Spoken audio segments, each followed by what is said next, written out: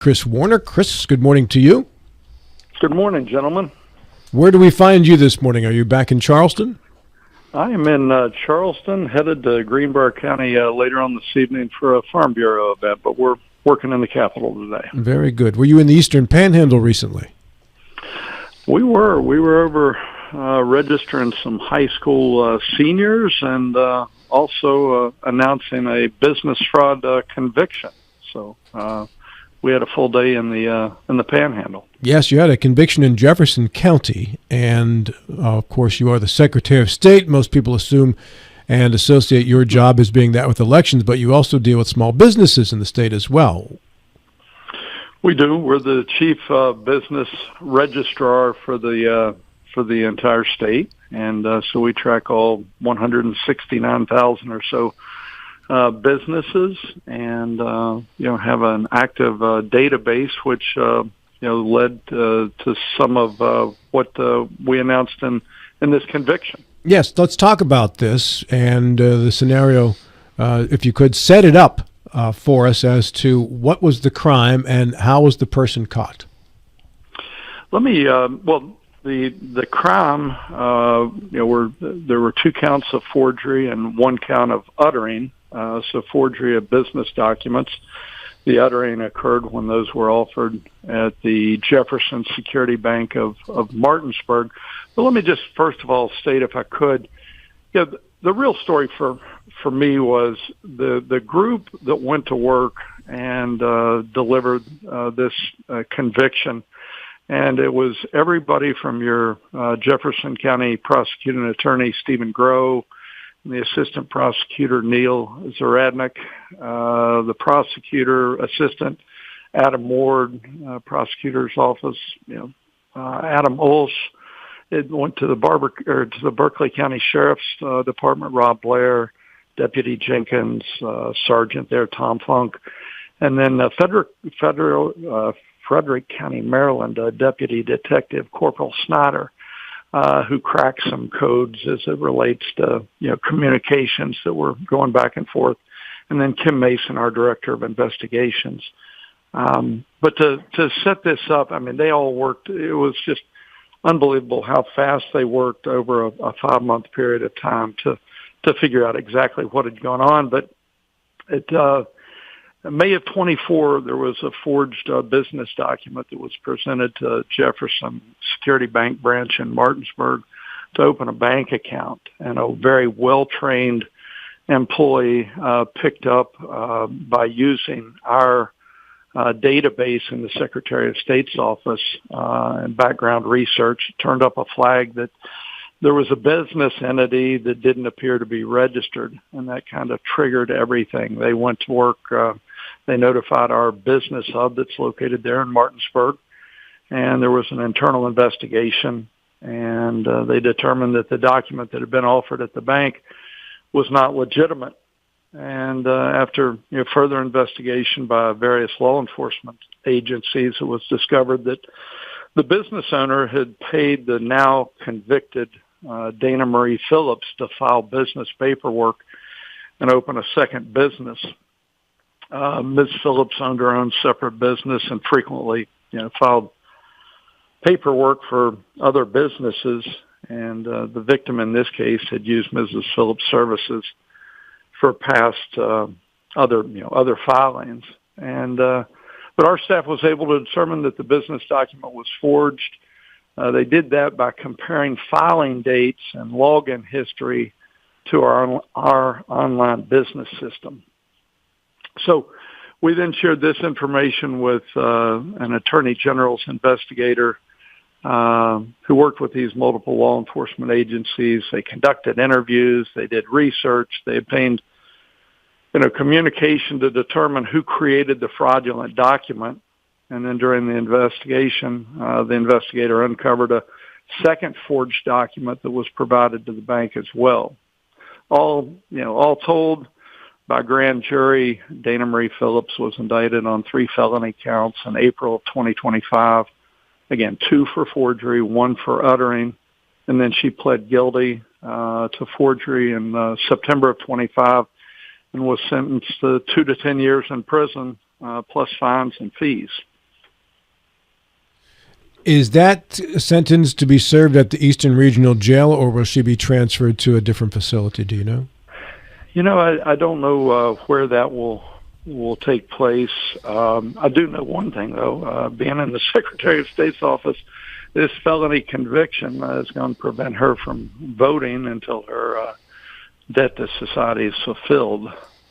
So that includes not only the prison time that you just mentioned and where that might be served, but if there's any responsibilities that she has after her time in prison, she will not be able to vote in any of our elections. John Gilstrap. So, what was the purpose of the document that she was filing? She was filing the business paperwork that any business needs to file to register your business in West Virginia. And from talking to our lead investigator, Kim Mason, she told me that this was, don't know how sexy it is to lay out exactly what happened, but she was probably pocketing maybe $100 in filing fees. That's probably what the lady paid her that had the business, and she was probably trying to cover up her mistakes. And but the thing is, it's really important here, is we all count on those documents in the courthouse. And when you go to look up a document and see when a business was registered, whether there were, if somebody put a lien on a property or something like that, we've got to be able to count on that. And that's, untold businesses could have lost untold amounts of money over the years to come. And right now, we don't know whether there were other documents that this Dana Marie Phillips forged. We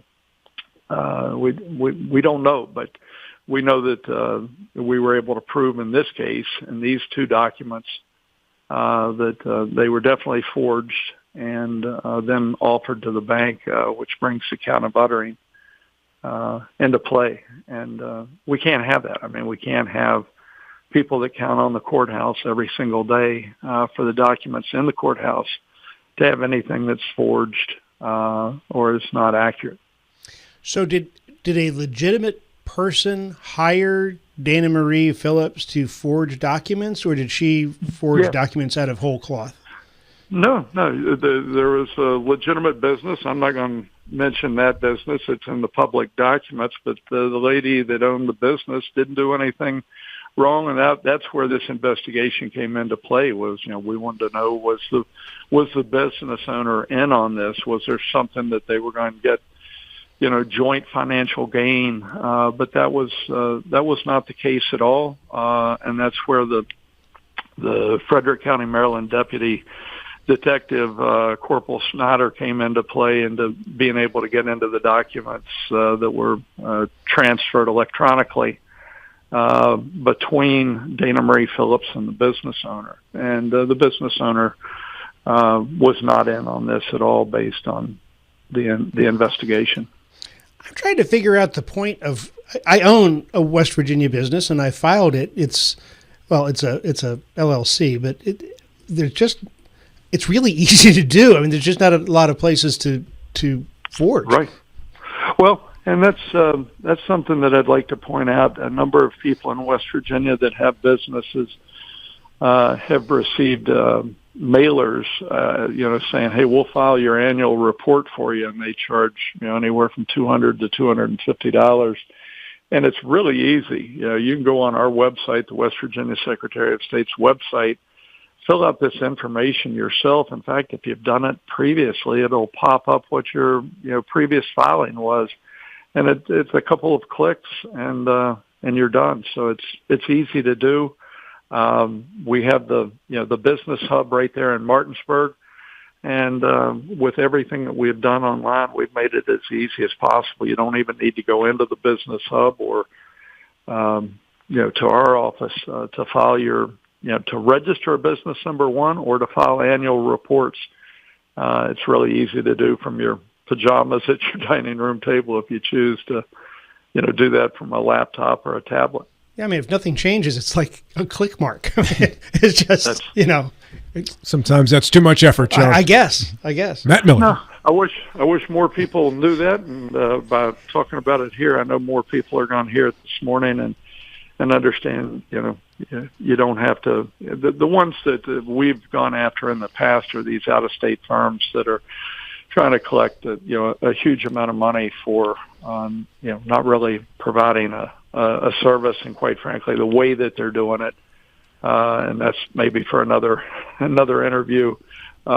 Is not legal, but it's tough going after these corporations that are out of state that are swindling money from West Virginia businesses. But all we can do is get the message out like we're doing this morning that it's really easy to do yourself.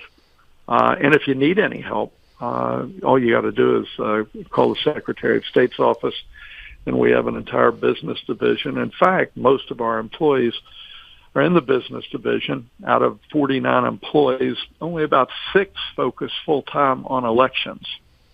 And I know that's where we always tend to catch media attention is, our work in elections. But it's the business division that gets things done, and there is always a specialist available.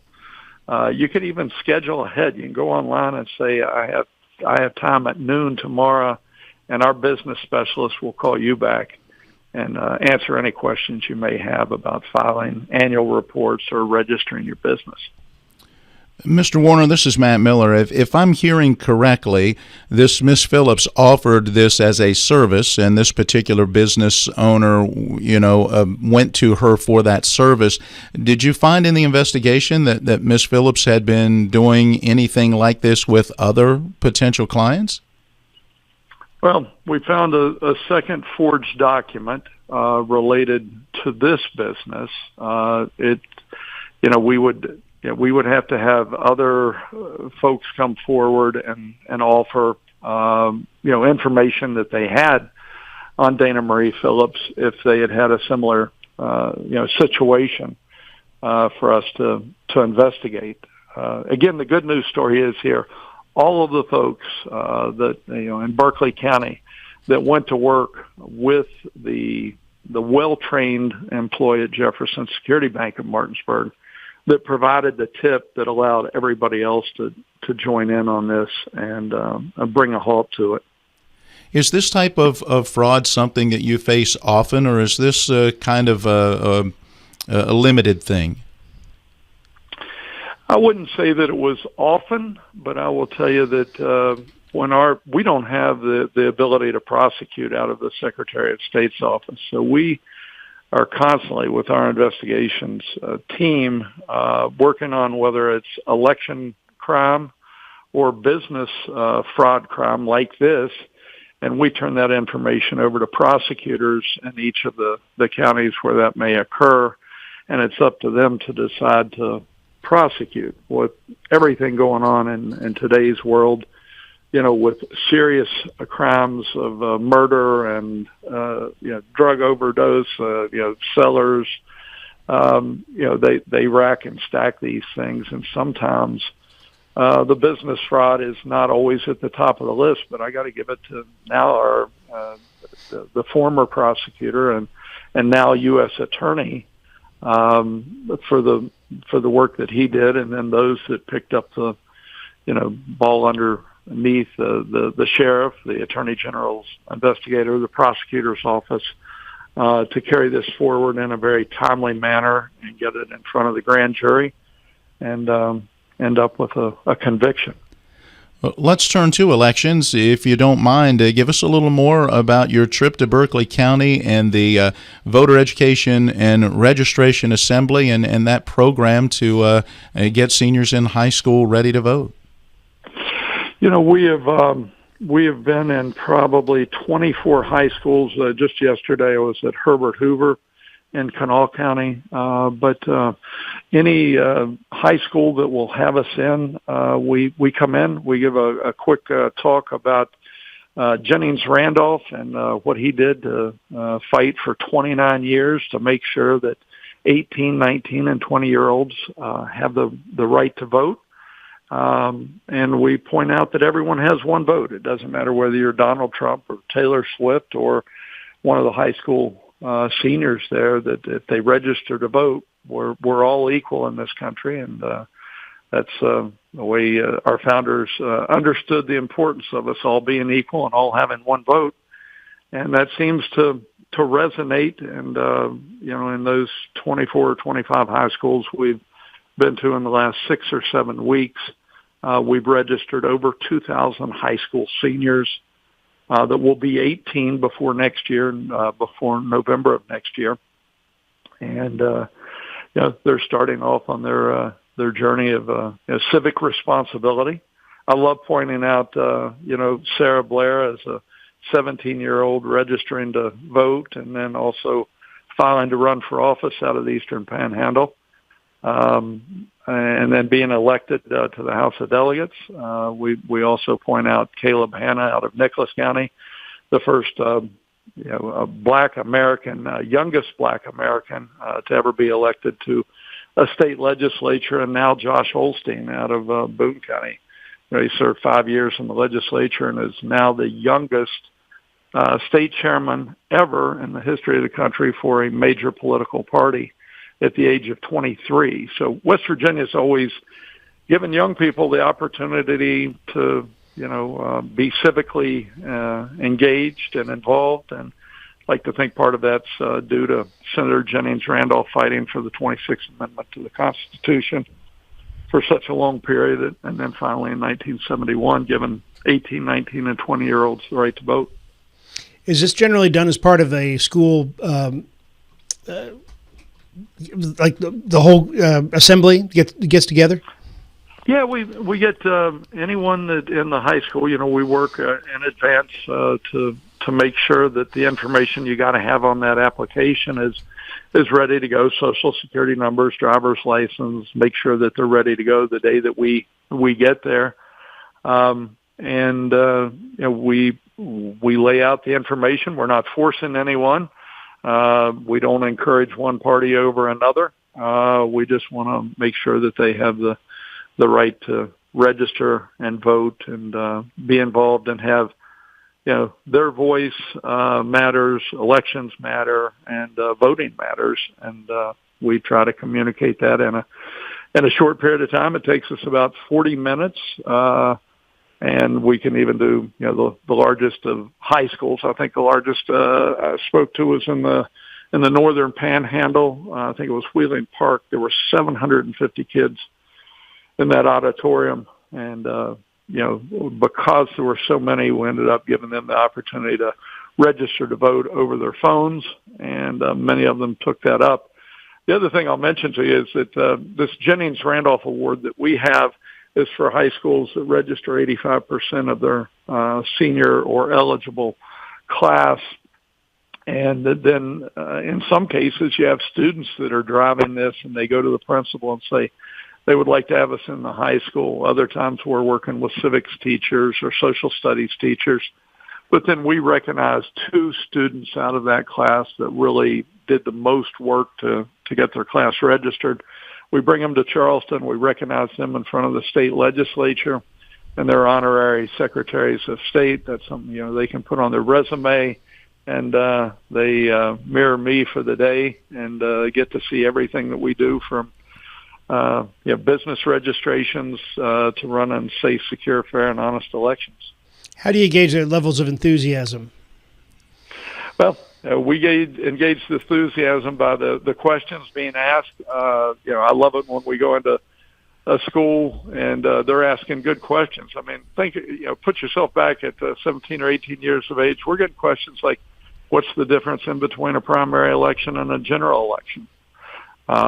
They're asking, what are poll workers doing? There's a place on the application to check if you want to be a poll worker, and they learn that they can earn between $200 and $300 for the day. But I point out very clearly to them that day starts at 5:30 in the morning, will not end until at least 8:30 in the evening when they've closed up the polls and forwarded those documents to those ballots to the county courthouse.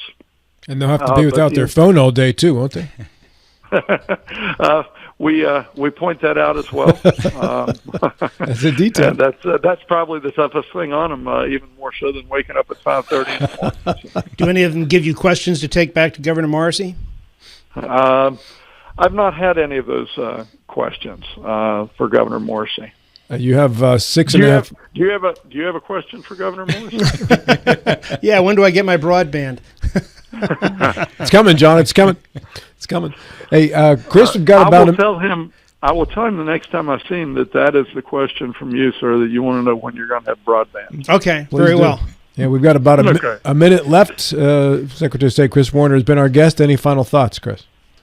On as it relates to voting, I would urge people to go to govotewv.com. You can do everything online now. You can register to vote. If you've moved, you can change your address. If you've gotten married since the last election, you can change your name, and then you can change your party registration. These students, some of them haven't had the time or taken the time to, and it kind of catches them by surprise that they have to pick up a party that they want to be in. So we point out to them that, register as no party right now, and then switch your party once you have had the time to look at the party platforms and determine which party you most closely associate with. Thank you, Mr. Secretary. We appreciate your time this morning. Hey, thank you all very much for having me. Have a great day.